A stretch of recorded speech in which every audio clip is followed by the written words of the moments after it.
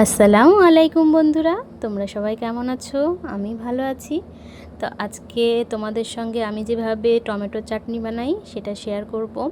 তো এখানে আমি 500 মতন টমেটো নিয়েছি, আর এই যে লবণ, 5 ফোড়ন, 2টো শুকনো লঙ্কা, কিশমিশ, কাজু নিয়েছি 7-8টা মতন ছাড়িয়ে নিয়েছি, আর আমসত্ত্ব যেটা দোকানে কিনতে পাওয়া যায় একটা গোটা, ওটার অর্ধেকটা নিয়েছি।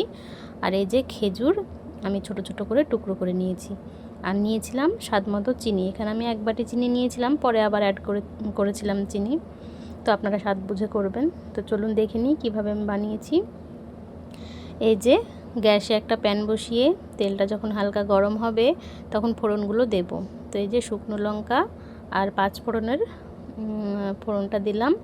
তারপরে হালকা করে নাড়তে হবে যতক্ষণ না স্মেল বেরোয় ততক্ষণ। আমি 2-1 মিনিট নেড়েছিলাম। তারপর আমি এবার টমেটোগুলো অ্যাড করে দিলাম। তো টমেটো অ্যাড করার পর আবারও হাই ফ্লেমে আমি 2-1 মিনিট নেড়েছি। আর এই যে লবণ দিলাম, লবণটা দিলে সেদ্ধ হয়। আর চাটনির যে টেস্ট চিনি দেওয়ার পর সেটাও ব্যালেন্স থাকে। তো লবণ দেওয়ার পর আমি এই যে কিছুক্ষণ নেড়ে আমি ঢাকা দিয়েছিলাম। তো ঢাকাটা 5 মিনিট পর উঠিয়ে সেদ্ধ হয়েছে কিনা দেখার জন্য নাড়লাম। তো সেদ্ধ হয়েছিল না, মিডিয়াম সেদ্ধ হয়েছিল। তো একটু নাড়াচাড়া করে আমি আবারও ঢাকা দিয়েছিলাম। আর এখনকার টমেটোগুলো সেদ্ধ হতে চায় না, কারণ শীত তো এখনও পুরোপুরি আসেনি। তো শীতের সময় টমেটোগুলো খুব তাড়াতাড়ি সেদ্ধ হয়ে যায়। তো এই যে ঢাকাটা উঠিয়ে আবারও 5 মিনিট পর দেখলাম মোটামুটি সেদ্ধ হয়ে গেছে। তখন আমি কাজু বাদাম আর এই কিশমিশগুলো দিয়ে দিলাম।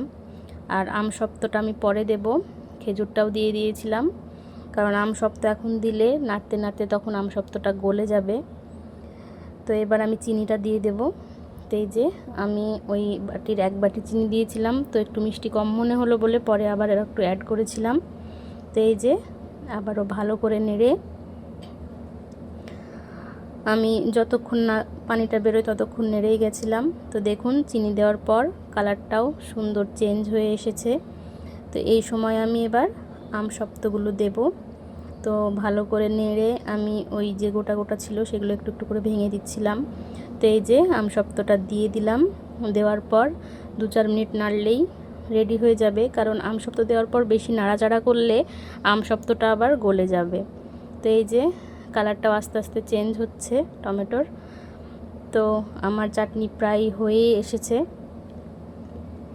তো এইভাবে করে একদিন বানাবেন, দেখবেন ভীষণ সুন্দর লাগবে। আর আমসত্ত্বটা দেওয়ার কারণে চাটনিটার টেস্ট অন্যরকম হয়ে যায়, তো বেশ ভালো লাগে খেতে। তো এই যে চাটনি পুরো রেডি। তো সবাই ভালো থাকবেন, সুস্থ থাকবেন।